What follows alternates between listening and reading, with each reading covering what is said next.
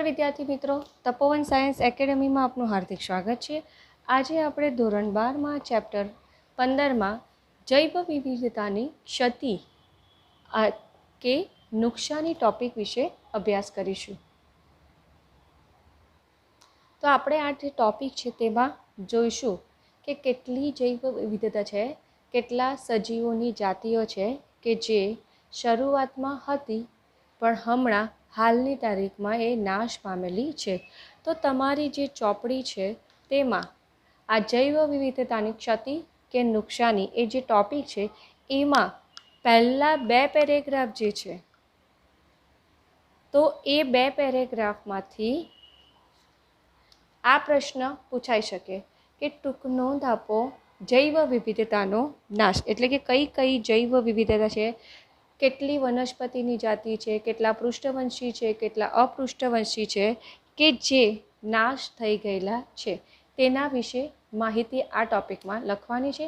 ક્યાં તો પછી તમને એવો પ્રશ્ન પૂછાય કે જાતિ લુપ્તતા અને તેના ભય વિશે સમજાવો, તો હમણાં જે આપણે સમજીશું, જેના વિશે ચર્ચા કરીશું, એટલી વસ્તુ તમારે આ ટોપિકમાં લખવાની રહેશે।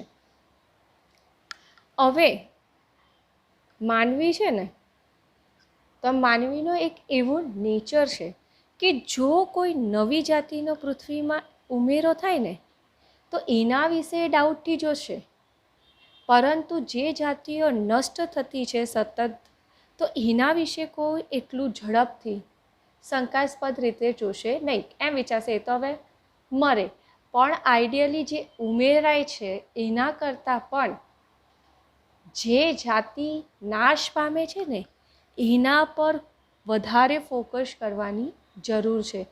જો ફોકસ ન કરે તો પછી આગળ જતાં એનું નુકસાનીનો એ જે ભોગ છે તે આપણે જ બનવાના છે।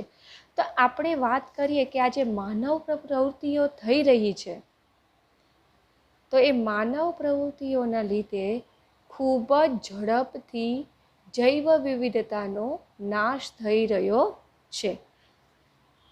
હવે IUCN કે જેનું ફૂલ ફોર્મ છે international union for conservation of nature and natural resources, એટલે કે આ જે સંસ્થા છે કે જે કુદરતના સંરક્ષણ અને કુદરતના જે સ્ત્રોતો છે તો એના સંરક્ષણ કરવાનું કામ કરે છે।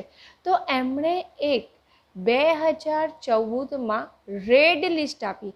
રેડ લિસ્ટ એટલે એમાં એમણે દર્શાવ્યું કે આટલી બધી જાતિઓ છે તે નાશ પામી રહી છે। તો એમણે 2014ના આ IUCNના અહેવાલ મુજબ છેલ્લા 500 વર્ષોમાં 784 જેટલી જાતિઓ છે તેનો લોપ થયો છે। લોપ એટલે કે હવે પૃથ્વી પર એ જોવા જ મળતી નથી।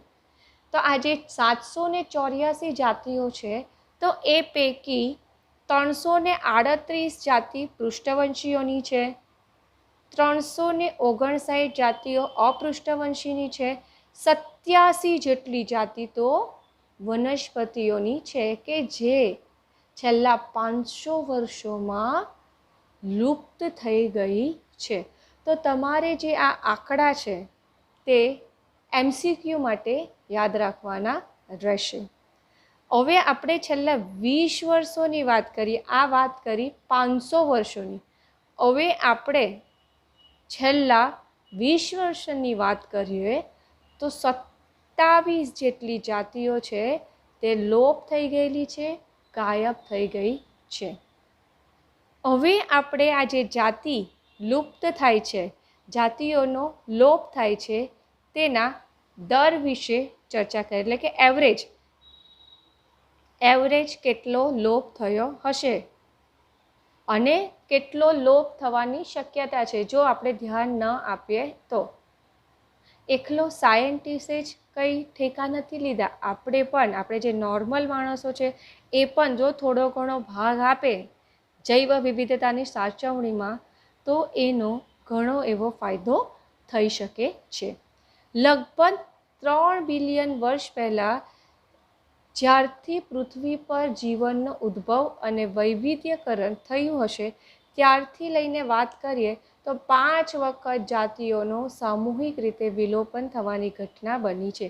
એટલે એવું માનવામાં આવે છે કે 3 બિલિયન વર્ષ પહેલાં કે જ્યારે પૃથ્વી પર સજીવો અસ્તિત્વમાં આવ્યા હશે તો એ આવ્યા ત્યાર પછી 5 વખત એવું થયું છે કે આખીને આખી જાતિઓ જે છે તે લોપ થઈ ગઈ છે.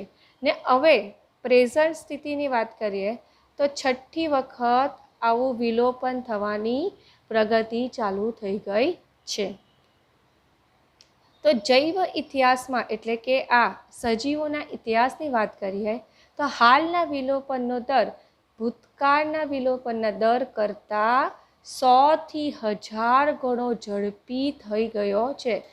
એટલે કે તમે વિચાર કરો કે હાલમાં કેટલું ઝડપથી વિલોપન એટલે કે જાતિઓ જે છે તે લુપ્ત થાય છે.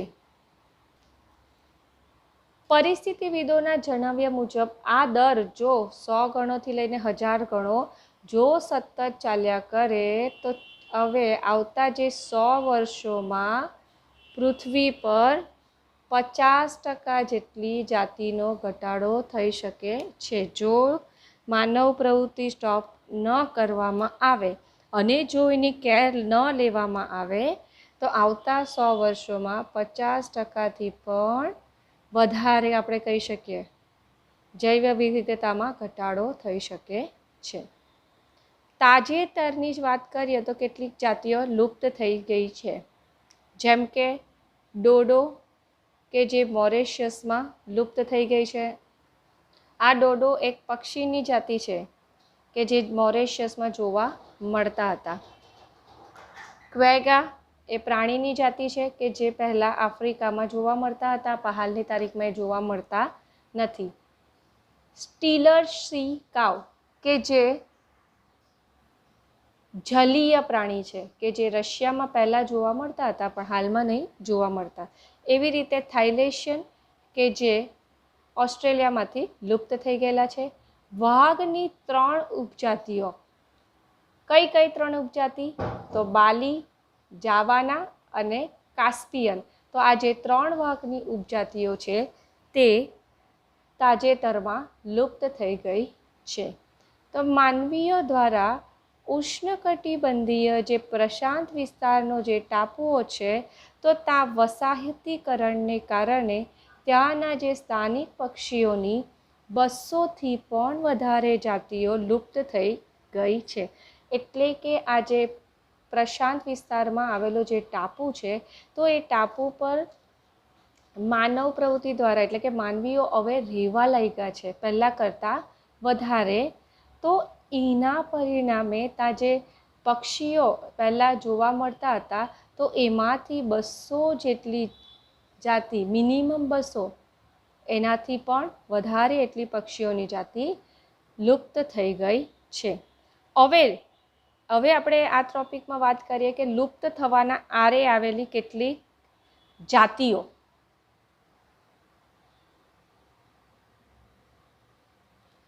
જેમ કે ઉભયજીવીઓ હવે લુપ્ત થવાના આરે આવેલા છે. આખા વિશ્વની વાત કરીએ ને તો 15,500 કરતાં પણ વધારે એવી જાતિઓ છે કે જે હવે લુપ્ત થવાના આરે આવેલી છે, એના વિનાશના આરે આવેલી છે.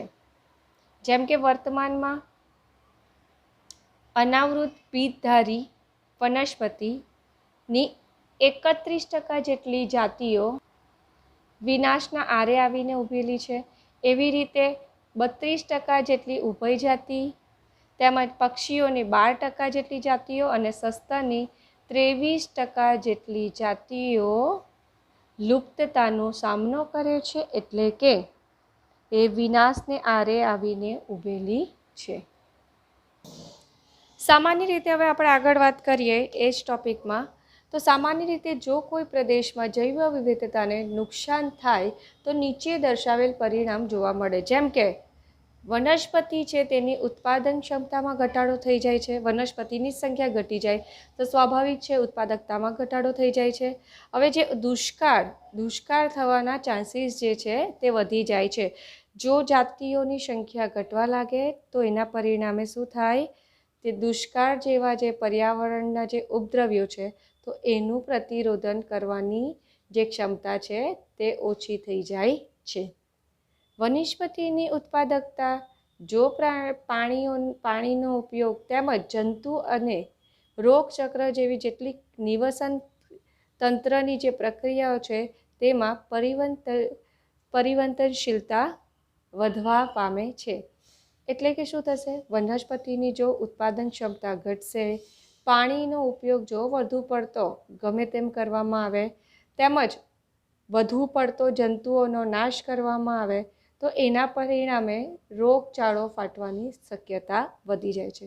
તો આવી રીતે બધી વસ્તુ જો ઇમ્બેલેન્સ થઈ જાય તો એના પરિણામે જે નિવસન તંત્ર છે તો નિવસન તંત્રમાં ચેન્જીસ થવા લાગે છે. પણ એ જે ચેન્જીસ થાય છે તો એ કેવા હોય છે, તો એ નકારાત્મક હોય છે, પોઝિટિવ નથી હોતા. કેવા હોય છે, નેગેટિવ ચેન્જીસ હોય છે, જેના પરિણામે નિવસન તંત્ર અસ્થાયી બને છે અને એનું જે ટકાઉપણું છે તે ગુમાવે છે.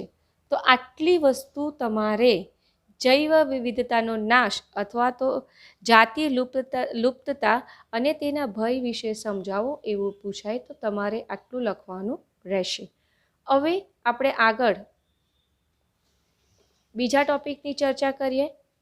જૈવ વિવિધતાની નુકસાનીના મુખ્ય કારણો. આ જે પ્રશ્ન છે તે લાસ્ટ યર એક્ઝામમાં પૂછાઈ ગયો છે. તો જૈવ વિવિધતાની નુકસાનીના મુખ્ય કારણો કયા છે તેના વિશે આપણે હવે આ ટોપિકમાં ચર્ચા કરીશું. પહેલું, જેમ કે મુખ્ય કારણ છે કે વસવાટી નુકસાન અને અવખંડન. એનો કહેવાનો મતલબ એવો થાય છે કે જે જંગલોનો નાશ કરવામાં આવે છે, માનવ પ્રવૃત્તિ માટે જંગલો જે કાપવામાં આવે છે તેના પરિણામે જંગલમાં રહેતા જે સજીવો છે, તો જંગલમાં રહેતા સજીવોનો તેને શું થાય છે, એ લોકોનું ઘર જતું રહે છે, કારણ કે એ લોકો તો જંગલોમાં રહે છે. તો એને શું કહેવાય, એ લોકોનું ઘર જતું રહે એટલે એને કહેવામાં આવે છે વસવાટી નુકસાન અને અવખંડન. ત્યારબાદ બીજું કારણ છે અતિશોષણ. ત્રીજું કારણ છે વિદેશી જાતિઓ દ્વારા જૈવ વિવિધતાનો નાશ. અને ચોથું કારણ છે સહલુપ્તતા અથવા તો એને સહવિલોપન પણ કહેવામાં આવે છે. તો આ જે ચાર મુખ્ય કારણો છે તેના વિશે આપણે ડિટેલમાં ચર્ચા હવે કરીએ. ચાલો તો વિદ્યાર્થી મિત્રો, હવે પહેલા મુખ્ય કારણ વિશે ચર્ચા કરીએ, જે છે વસવાટી નુકસાન અને અવખંડન. તો વનસ્પતિ તથા પ્રાણીઓના વિલોપનનું આ મુખ્ય કારણ છે. વનસ્પતિ અને જે પ્રાણીઓ લુપ્ત થાય છે તો એનું મુખ્ય કારણ આ વસવાટી નુકસાન અને અવખંડન છે. કારણ કે એ લોકોને રહેવા માટેની જગ્યા જ ન મળે. બરાબર, તો રહેવા માટેની જગ્યા જ ન મળે, કારણ કે જંગલો કાપી નાખે તો એ લોકોનો ખોરાક જ જતો રહે, આખું નિવસન તંત્ર જ ખોરવાઈ જાય, જેના પરિણામે વનસ્પતિ અને પ્રાણીઓની જુદી જુદી જાતિઓ છે તે નાશ પામે છે. આપણે એક એક્ઝામ્પલ લઈએ. દાખલા તરીકે આપણે વાત કરીએ તો ઉષ્ણ કટિબંધ વિસ્તારમાં વર્ષાવનો જે જંગલો છે, એટલે કે વર્ષાવનો છે, તો વર્ષાવનોમાં થતી વસવાટ નાબૂદી. એટલે શું થાય, માનવ પ્રવૃત્તિ માટે આ જે ઉષ્ણકટિબંધમાં આવેલા જે વર્ષાવનો છે તો એમાં જંગલોની કટાઈ કરવામાં આવે છે. જંગલોની કટાઈ કરવામાં આવે એટલે વનસ્પતિની જાતિ તો લુપ્ત થાય છે, પણ વનસ્પતિ પર નિર્ભર એવા પ્રાણીની જાતિ પણ લુપ્ત થવા લાગે છે, કારણ કે રહેવા માટે જગ્યા નહીં મળી, ખાવા માટે ખોરાક નથી મળતો. એ લોકોના વસવાટની નાબૂદી થઈ ગઈ. એ લોકો જ્યાં રહે છે તે જગ્યાની જ નાબૂદી થઈ ગઈ. તો એ કેવા થઈ ગયા? બેઘર થઈ ગયા. બેઘર થઈ ગયા એટલે ધીરે ધીરે એ વનસ્પતિ અને પ્રાણીની જાતિ છે તે લુપ્ત થવા લાગે છે. જેમ કે આપણે બીજું એક એક્ઝામ્પલ લઈએ કે જે ઉષ્ણકટિબંધ જે છે, આ વર્ષાવનો જે છે તે પહેલાં પૃથ્વીના 14% જેટલા જમીન વિસ્તારને ઘેરતી હતી.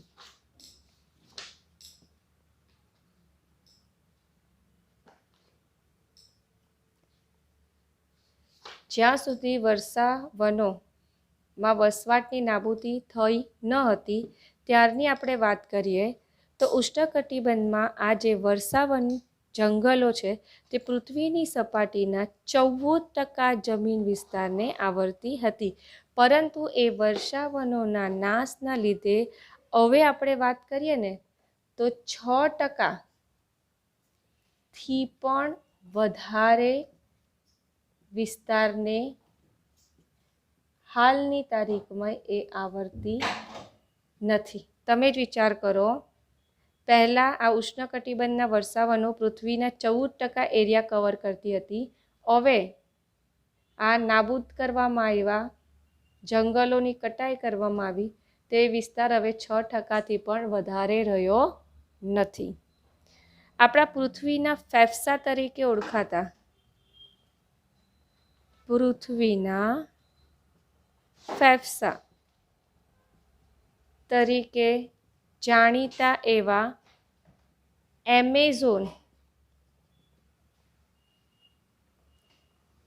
વર્ષા જંગલો, તો આની આપણે વાત કરીએ તો આને શું, આ એમેઝોન વર્ષા જંગલો એટલે કે ત્યાં ઘણી બધી પ્રાણીઓની, ઘણી બધી વનસ્પતિઓની વિવિધતા જોવા મળતી હતી, એટલે એને એમેઝોન વર્ષા જંગલો જે છે તેને પૃથ્વીના ફેફસા તરીકે ઓળખવામાં આવતા. અને ત્યાં લાખો, આપણે કહીએ ને લાખોની સંખ્યામાં જાતિઓ જોવા મળતી હતી. પરંતુ આ જે એમેઝોનનો જે વર્ષા જંગલો છે ત્યાં શું કરવામાં આવ્યું? સોયાબીનની ખેતી માટે આ જે વર્ષા જંગલોનો જે અમુક ભાગ છે તેમાંથી ઝાડ છે એને દૂર કરવામાં આવ્યા.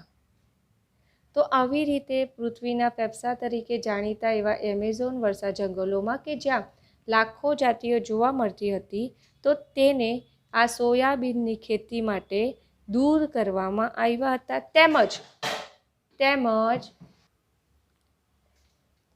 તેમજ જે ઢોર ઢાખર કહીએ ને તો એના ચારા માટે એને ઘાસની ભૂમિમાં ફેરવી દીધું, ઘાસ ભૂમિમાં કન્વર્ટ કર્યું. એટલે કે ત્યાં મોટા મોટા ઝાડ કાપીને ત્યાં ઘાસ ઉગાડવામાં આવી, ફક્ત ઢોર ઢાકરના ચારા માટે. અને આ જે ઢોર ઢાકરના ચારા માટે કેમ ઘાસ ભૂમિમાં કન્વર્ટ કરવામાં આવ્યું? આ જે ઢોર ઢાકર હતા તો એનું જે ગૌ માંસ છે, તો એ આ ગૌ માંસ માટે આ ઢોર ઢાકર છે તો એના ચારા માટે એને ઘાસ ભૂમિમાં ફેરવી દેવામાં આવ્યા. ફક્ત આ ગૌ માંસ માટે, ઢોરનો જે માંસ છે તેના માટે એ લોકોને સારું એવું ખાવાનું જોઈએ, તો જ એ માંસ સારું થશે. તો એની માટે એને ઘાસ ભૂમિમાં ફેરવી દીધી.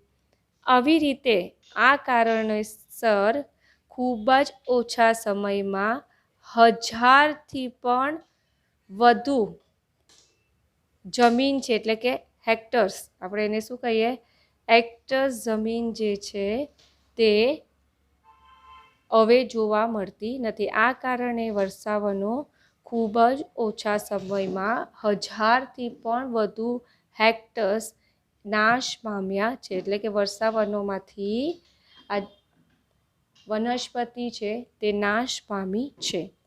ધારો કે સપોઝ 5,000 હેક્ટર્સ વર્ષાવનનો એરિયા છે, તો એમાંથી 1,000 જેટલી હેક્ટર્સ જમીન છે તે હવે નાશ પામી છે.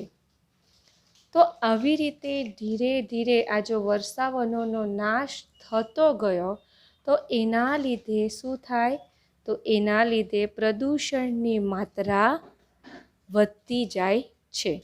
અને પ્રદૂષણના કારણે ત્યાં વસવાટ કરતા જે વનસ્પતિ છે, પ્રાણી છે, તો એમનું જ અસ્તિત્વ જોખમમાં મુકાઈ જાય છે. તો આવી રીતે જે વિવિધ માનવ પ્રવૃત્તિઓ છે, તો આવી રીતે જુદી જુદી માનવ પ્રવૃત્તિઓના લીધે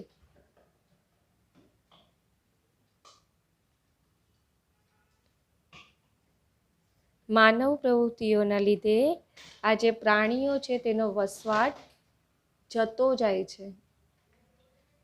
તો પ્રાણીઓનો જો ઘર જ છીનવી લેવામાં આવે તો એ લોકો રહેશે કાં? એ લોકો સર્વાઈવ કાં કરશે? એટલે એ લોકોની જાતિ જે છે તે લુપ્ત થવા લાગે છે. તો આવી રીતે જે વિવિધ માનવ પ્રવૃત્તિઓને કારણે વિશાળ, જે પહેલાં મોટા નિવાસસ્થાનો હતા, તો વિશાળ નિવાસસ્થાનો હવે નાના નિવાસસ્થાનમાં કન્વર્ટ થઈ ગયેલા છે. ત્યારે હવે આપણે વાત કરીએ કે જે મોટા વસવાટની જરૂરિયાત ધરાવતા એવા પક્ષી છે, સસ્તન છે, તેમજ અન્ય પ્રવાસી પ્રાણીઓ છે, તો એના પર આની વિપરીત અસર થાય છે. એટલે કે પહેલાં વિશાળ નિવાસસ્થાન હતું, હવે નાના નિવાસસ્થાનમાં કન્વર્ટ થઈ ગયું. તો એની સીધી અસર કોના પર થાય? પક્ષી છે, સસ્તન છે, અને જે પ્રવાસી પ્રાણી છે. પ્રવાસી પ્રાણી એટલે કે અમુક સિઝનમાં ત્યાં આવીને વસવાટ કરે, તો એના પર એની વિપરીત અસર થાય છે. અને જે વસ્તી છે, તો વસ્તીનો દર ઘટે છે. તો આવી રીતે જો વસવાટ નાબૂદ કરવામાં આવે તો એના લીધે ઘણી એવી વનસ્પતિ અને પ્રાણીઓની જાતિ છે લુપ્ત થવા લાગે છે. જંગલો કાપવામાં આવે તો એના લીધે ત્યાં વસવાટ કરતા પ્રાણીઓ પણ શું થાય છે? આડઅસર થાય છે, એના પર એની ખરાબ અસર થાય છે. વિદ્યાર્થી મિત્રો, હવે આપણે વાત કરીએ બીજું કારણ, જે એટલે કે અતિશોષણ. અતિશોષણ એટલે શું કહેવાય? કે જે માનવ છે, તો માનવની જે જરૂરિયાતો છે, ખોરાક, રોટી કપડા ઓર મકાન, તો એવી રીતે ખોરાક, આશ્રયસ્થાન અને ઔદ્યોગિકરણ બી આપણે કહી શકીએ, એવા બીજા હેતુઓ માટે માનવી જે છે તેના ખોરાક માટે, આશ્રયસ્થાન માટે, તેમજ બિઝનેસ માટે કાં તો અન્ય કોઈ પણ કારણોસર એ જે છે તે શું કરે છે? જે કુદરતી સંપત્તિ છે, તો કુદરતી સંપત્તિનો વધુ પડતો ઉપયોગ કરે છે. અને એને શું કહેવાય? કુદરતી સંપત્તિનો વધુ પડતો ઉપયોગ કરવાના લીધે જૈવ વિવિધતા છે તે શું થાય છે? તો જૈવ વિવિધતા નષ્ટ થાય છે. કંઈ પણ વસ્તુનો જો વધારે પડતો ઉપયોગ કરવામાં આવે ને, તો એને શું કહેવાય? અતિશોષણ કહેવાય છે. સિમ્પલી એક એક્ઝામ્પલ આપીએ તો 2 વ્યક્તિઓ છે જે જોબ કરે છે. તો આ જે વ્યક્તિ છે, સેકન્ડ નંબરની વ્યક્તિ, કે જેની પાસે બહુ જ કામ કરાવવામાં આવે છે, જ્યારે આ વ્યક્તિ પાસે એટલું કામ કરાવવામાં નહીં આવતું, તો આનું શું કહેવાય? અતિશોષણ કરેલું કહેવાય છે. એવી રીતે જો કુદરતી સંપત્તિ છે તેનો માપમાં ઉપયોગ કરીએ તો ઓકે છે, પણ આપણે એના સ્વાર્થ માટે જો વધુ પડતો ઉપયોગ કરીએ તો એને શું કહેવાય? અતિશોષણ કરેલું કહેવાય છે, કે જેના લીધે જૈવ વિવિધતા નાશ પામે છે. જેમ કે આપણે વાત કરી કે છેલ્લા 500 વર્ષોમાં સ્ટીલર સી કાવ, ત્યારબાદ આગળ જૈવ વિવિધતા નષ્ટ થવાને થાય છે. તેના પરિણામે આપણે વાત કરીએ ને કે આ માનવ પ્રવૃત્તિના પરિણામે છેલ્લા 500 વર્ષોમાં ટીલર સી કાવ, ત્યારબાદ પેસેન્જર પિજિયન, બરાબર. કબૂતરની એક જાતિ, પિજિયન એટલે કબૂતર, તો કબૂતરની એક જાતિ કે જે શું થઈ ગયેલી છે, લુપ્ત થઈ ગઈ છે. તો આવી રીતે ઘણા લોકોને શિકાર કરવાનો બહુ શોખ હોય, તો વધુ પડતી શિકારી પ્રવૃત્તિના લીધે, શિકાર પ્રવૃત્તિના લીધે શું થાય છે, જે તે જાતિ નષ્ટ થઈ જાય છે. અને ઘણા લોકો શું કરે છે, વધુ પડતા શિકારને કારણે દરિયાઈમાં જાય છે. દરિયાઈ જે માછલીઓ છે, તો એ દરિયાઈ માછલીઓની વસ્તી ઓછી થતી જાય છે. તો આવી રીતે કેટલાક વ્યવસાયિક ઉપયોગોને લીધે, કારણ કે લોકો હવે શું કરે છે, આ જે ફિશ છે તો ફિશમાંથી દવા બનાવે છે, તેલ બનાવે છે, ઘણા ખાવામાં ઉપયોગ કરે છે. તો એના લીધે શું થાય, ઘણી બધી જે જલીય પ્રાણીઓ છે તો એનો બિઝનેસ માટે વધુ પડતું એને બહાર કાઢવામાં આવે છે. તો એના પરિણામે દરિયામાં કે નદીમાં માછલીની સંખ્યા ઓછી થતી જાય છે. તો એમ જો વધારે પડતી ઓછી થતી જાય એટલે સમજવાનું કે ધીરે ધીરે એ લુપ્ત થવાના આરે આવે છે અને વિનાશ થવાના આરે આવે છે. તો એને શું કહેવાય, માનવ પ્રવૃત્તિ માટે કંઈ પણ, પછી માછલી હોય કે વનસ્પતિ હોય, કંઈ પણ વસ્તુનો જો વધુ પડતો ઉપયોગ કરવામાં આવે તો એને અતિશોષણ કરેલું કહેવાય છે. હવે આપણે ત્રીજા કારણની ચર્ચા કરીએ કે વિદેશી જાતિઓ દ્વારા જૈવ વિવિધતાનો નાશ.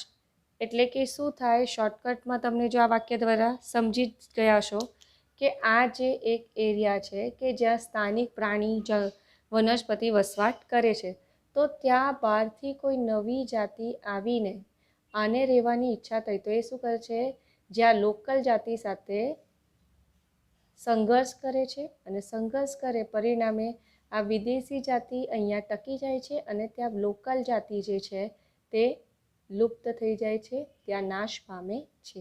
તો આવી રીતે વિદેશી જાતિઓના આક્રમણના પરિણામે જે સ્થાનિક જાતિ છે તે ધીરે ધીરે નાશ પામે છે. તો આવી રીતે જો કોઈ વિદેશી જાતિ જાણતા કે અજાણતા, બરાબર, જાણતા કે અજાણતા આશ્રયની માટે કોઈ ભૌગોલિક પ્રદેશમાં એન્ટ્રી કરે અને આશ્રય માટે આ ભૌગોલિક પ્રદેશમાં એન્ટ્રી કરે તો એના પરિણામે શું થાય કે જે સ્થાનિક જાતિઓ છે, તો એના લીધે જે સ્થાનિક જાતિઓ છે તે ભયજનક સ્થિતિમાં મુકાઈ જાય છે. કેમ? કારણ કે વિદેશી જાતિને પણ રહેવા માટે, ખાવા માટે અને પાણી પીવા માટે જોઈએ, એવી રીતે સ્થાનિક લોકોની પણ એટલી જ જરૂરિયાતો છે. તો બંને વચ્ચે એક જ વસ્તુને લઈને કોમ્પિટિશન થાય એટલે શું થાય કે જે લોકલ હશે તે ભયજનક સ્થિતિમાં મુકાઈ જાય છે અને એટલી હદે મુકાઈ જાય કે જેને લીધે એ ધીરે ધીરે ત્યાં એ જાતિ જ ગાયબ જ થઈ જાય. જેમ કે તમને એક્ઝામ્પલ એક આપીએ, દાખલા તરીકે તમારા ચોપડીમાં આપેલું એક્ઝામ્પલ છે કે ઈરાદાપૂર્વક કે પછી આકસ્મિક રીતે, આકસ્મિક એટલે એક્સિડન્ટલી, આકસ્મિક રીતે પ્રવેશેલું ગાજરનું ઘાસ, ગાજર ઘાસ, કે એનું બીજું નામ તમારે યાદ રાખવાનું પાર્થેનિયમ. હવે એ કોઈને હજુ ખબર નથી કે આ ભૌગોલિક સ્થિતિમાં આકસ્મિક રીતે પ્રવેશેલું છે કે ભાઈ ઈરાદાપૂર્વક પ્રવેશેલું છે. તો એવી રીતે આ ગાજર ઘાસ છે જેને પાર્થેનિયમ કહેવામાં આવે છે, ગંધારી કે જેને ઇન્દ્રધનુ અથવા તો લેન્ટાના કેમેરા કહેવામાં આવે છે. તો આ જે બીજા નામ છે તમારે કમ્પલસરી યાદ રાખવાના છે. અને જળકુંભી એ તો તમે ભણી જ ગયેલા છો, બરાબર ને, જેને ટેરર ઓફ બેંગાલ કહેવામાં આવે છે. તો જળકુંભી કે જેનું બીજું નામ શું છે, તો આઇકોનિયા અથવા તો એને વોટર હાયસિન્થ પણ કહેવામાં આવે છે. તો આવી રીતે આકસ્મિક રીતે કે પછી ઈરાદાપૂર્વક આ જળકુંભી તો ડેકોરેશન માટે લાવવામાં આવેલું હતું ઇન્ડિયામાં, કે જે પછી ટેરરિસ્ટ બની ગયું, બરાબર ને, લોકલ જાતિને મારવા લાગ્યું અને પોતે ઉગવા લાગ્યું. તો આવી રીતે આકસ્મિક રીતે પ્રવેશેલું ગાજર ઘાસ અથવા તો પાર્થેનિયમ કહેવાય, ગંધારી જેને ઇન્દ્રધનુ અથવા તો લેન્ટાના કેમેરા કહેવામાં આવે છે. તો આ બધી જાતિઓના લીધે જે કુદરતી વસવાટ કરતી હતી જે જાતિ હતી, કુદરતી વસવાટ કરતી એટલે કે પહેલેથી રહેતી જે જાતિઓ છે તે શું થઈ ગઈ? નાશ પામી અથવા તો લુપ્ત થઈ ગઈ હતી. કારણ કે તમે આનું એક્ઝામ્પલ તો ખબર જ છે કે જળકુંભી વધારે પાયે મોટા પાયે જો નદીમાં ઉગે તો એની સીધી અસર જલીય પ્રાણીઓ પર થાય છે. તો આવી રીતે ડાયરેક્ટલી કે ઇનડાયરેક્ટલી એની હ્યુમન પર પણ અસર થાય છે. હવે બીજી વાત કરીએ તો એક્વાકલ્ચર, બીજું એક્ઝામ્પલ લઈએ. એક્વાકલ્ચર કે જેને જલ સંવર્ધન કહેવામાં આવે છે. તો આ એક્વાકલ્ચર માટે ગેરકાયદેસર એટલે કે ઇલીગલ, તો ગેરકાયદેસર પ્રવેશેલી, એક્વાકલ્ચર માટે ગેરકાયદેસર પ્રવેશેલી આફ્રિકન કેટફિશ. હવે આ આફ્રિકન કેટફિશ કે જેનું પર્ટિક્યુલર નામ છે ક્લેરિયાસ ગેરીપિનસ. તો આ જે આફ્રિકન કેટફિશની જે ઝેરી અસર, તો એની ઝેરી અસરને કારણે આપણી જે સ્થાનિક નદીઓમાં જે જોવા મળતી જે સ્થાનિક કેટફિશ હતી તો એ ભયજનક સ્થિતિમાં મુકાઈ ગઈ હતી.